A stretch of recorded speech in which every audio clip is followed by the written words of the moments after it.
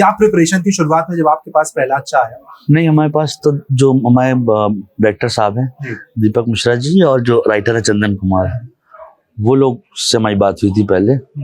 सबसे पहले कास्टिंग मेरी हुई थी उस शो की। हाँ, क्योंकि उनको दिख रहे थे, उनको हिसाब से कि ये हो जाएगा, ये हो जाएगा मुझसे जो किरदार लिखा हुआ।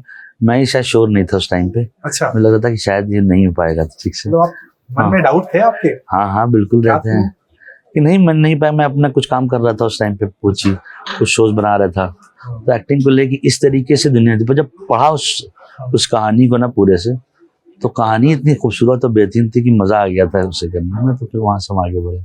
कुछ तैयारियां थी उस वक्त शुरुआत में जब आपको ये रोल मिला? आई एम श्योर वेट जरूर पुट ऑन किया होगा। नहीं, वेट का ज्यादा था कि वो जो किरदार रिहर्सल हुए काफी, उसके थॉट को समझा गया। हम सब ने काफी ढेर सारी रीडिंग किया, और उस शो को जितना क्लियरली दोनों क्रिएटर देख रहे थे, वहां तक पहुंचने में टाइम लगा थोड़ा सा। जब वहां तक पहुंचे, हमने उसको शो को देखा, और फिर देखिए वहां से कहानी यहाँ तक पहुंच चुकी है।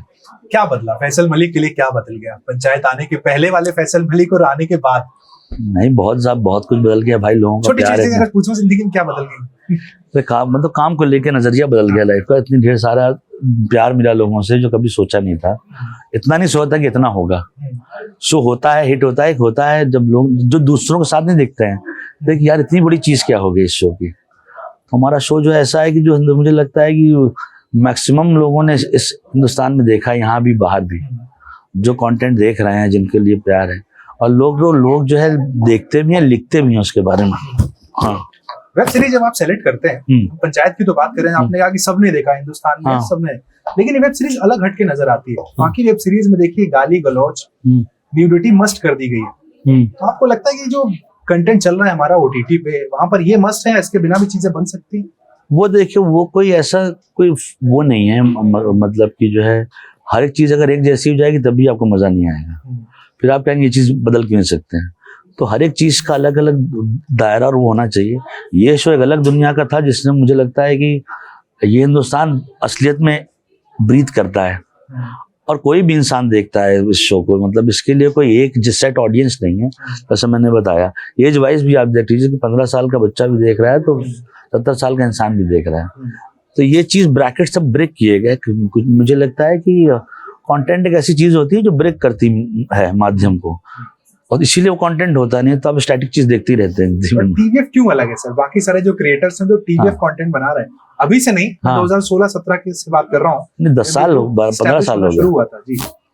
टीवीएफ का ये है कि टीवीएफ ने जो है बेसिक ह्यूमन इमोशन जो हिंदुस्तान का है ना, उसको बहुत अच्छे से कैप्चर किया। काफी लोगों ने भी, ऐसा नहीं कि नए थे, पर उन्होंने उस ऑडियंस को, उन्होंने उस ऑडियंस को जो है हमेशा उसको ध्यान में रखते हुए अपनी कहानियां बनाई। एक हिंदुस्तान जिसको शायद कोई लोग अवॉइड कर रहे थे, नहीं दिखा रहे थे, क्योंकि आपका डिस्टेंस ज्यादा बड़ा हो गया था between the maker and the person. वो टीवीएफ के पास बहुत अच्छे से है। उसने अपने जो एक स्टूडेंट की दुनिया को जो क्रैक किया हुआ है, वो किसी के पास नहीं है। वो जो कहानी की दुनिया क्रैक किया हुआ है, वो भी अब लोग ट्राई कर रहे हैं। तो वो अटैचमेंट जो है वो टीवीएफ की राइटिंग से और अर्नब कुमार को जो है उसका क्रेडिट देना चाहिए। बट आई एम श्योर एक सवाल भी टीवीएफ से अक्सर पूछा जाता है, आप भी सोशल मीडिया पर देखते होंगे कि इतना लेट सीजन क्यों आता है। ये सवाल लोगों के मन में हमेशा रहता है कि भाई क्यों नहीं 6 महीने में आ जाता है। मैं चाहूंगा उस प्रोसेस को भी आप एक बार दर्शकों को समझा दें, देखिए क्यों साल भर लग जाता है। लिखना पड़ता है उससे, में सबसे बड़ी बात तो ये है ना। और वो क्या होता है, टीवीएफ का प्रोसेस थोड़ा लंबा है राइटिंग का। छोड़ते नहीं है, 1 साल देते हैं लिखने के लिए। 1 साल इज अ लॉन्ग टाइम। अब वो क्या है कि क्योंकि वो रिस्पॉन्सिबिलिटी इस शो की अच्छा हो उससे, तो वो भी क्रॉस चेक करते रहते हैं इस चीज को। ये शो टाइम लेता है बनने में। मतलब अभी तो हमने सबसे कम देर में बनाया है। अच्छा, आइडली तो 1.5-2 साल के पहले कहाँ आता है। लास्ट ईयर ही आया था ना 3, अब 4 आ गया है। सबसे कम टाइम में हुआ है, 1.25 साल में। तो 5 को माने कम टाइम में होगा या ज्यादा जाएगा? पता नहीं, मुझे लगता है कि वो जो अपना स्टैंडर्ड टाइम लेगा वो लेगा। शूटिंग में अप्रोक्स कितना टाइम लगता है आपको? 2 से 2.25 महीना। 2 सर्दियों में आप शूट करते हैं? अब की बार पहली बार थोड़ा सा ठंडा था, वरना पिछले 3 तो हमने 45-46 डिग्री में स्वेटर पहन के उसमें भी। हाँ, तो वो बहुत भयंकर रहता है जी। सबसे अच्छा बॉन्ड किसका है सेट पे आपके साथ? हम देखते हैं कि भाई शो में तो हमें विकास नजर आते हैं, सबसे अच्छा बॉन्ड उनके साथ है प्रहलाद चा। मुझे लगता है प्रहलाद चा ही उन्होंने फेमस कर दिया इनाम बोल के। आमतौर पर लोग चाचा कहते हैं, लेकिन प्रहलाद चा कर दिया। तो आप नहीं, किसके साथ टाइम स्पेंड करते हैं? शो में देखिए सबसे ज्यादा जो रघु भाई रहते हैं तो मतलब उन्हीं के पास रहते हैं, बल्कि मेरे जो है दोस्ती यारी सभी एक साथ ही रहते हैं, क्योंकि जहाँ पे शूटिंग होती है, जहाँ पे बेस होता है, वो थोड़ा सा दूर रहती है वो जगह। जी। तो हम लोग सब बैठे रहते हैं आपस में, सब लोग अब समझ लीजिए फैमिली की तरह ही है, एक दुनिया है जो बनाई है ना प्यार से, तो सब एक दूसरे से बड़े, सभी से सबकी पड़ती है। कोई किसी का ऐसा वो नहीं है कि अलग रहते, सब एक साथ रहते हैं, आते भी एक साथ हैं, जाते भी एक साथ हैं। कोई ईगो आप कह रहे नहीं है वहां पर? एक बूंद हो नहीं सकता, क्योंकि वो शुरू से ही वो ऐसा सीजन 1 से ही ना वो, क्योंकि टचवुड ऊपर वाले की दुआ है कि ये सारा क्रू एकदम प्यारा सा है, जो आपको कैमरे में नहीं भी दिख रहा है ना, वो भी जो है क्या नाम से वो भी अच्छे हैं, जैसे cameraman, art department, costume, spot light, production, ये सब एक जिसे कहते हैं ढूंढ के लाए गए हैं 200-250 लोग।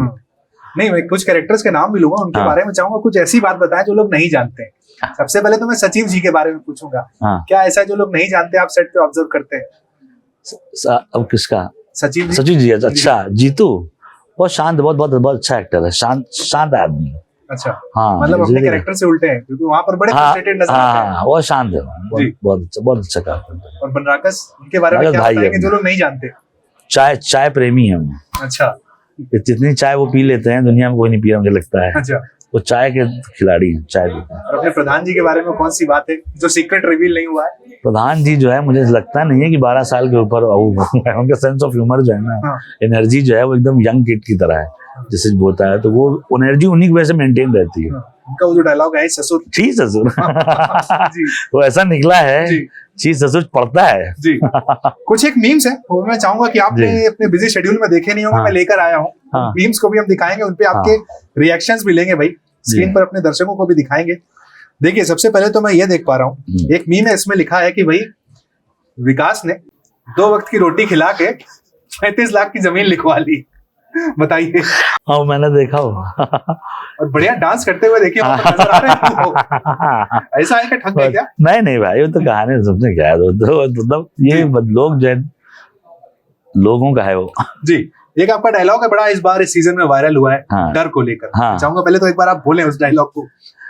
वो है ना कि डर का क्या होता है, जितना ज्यादा सोचिएगा ज्यादा डरिएगा, कम सोचिएगा कम डरिएगा। ये बेसिक सही बात है, ये हम सोचते रहते हैं, डर लगता रहता है, छोड़ दो उसे। कुछ इम्प्रोवाइजेशन भी होता है सेट पर या फिर सब नहीं? जितनी लिमिटेशन में होता है, बहुत सी चीजों का होता है, बहुत चीजों का नहीं होता है। मीटरिंग और हमेशा इस कहानी की सेट रहती है, तो जो भी कैरेक्टर आप देखेंगे बहुत ज्यादा नहीं बोलते हैं, कुछ लाइनों में खत्म करना होता है बातों को।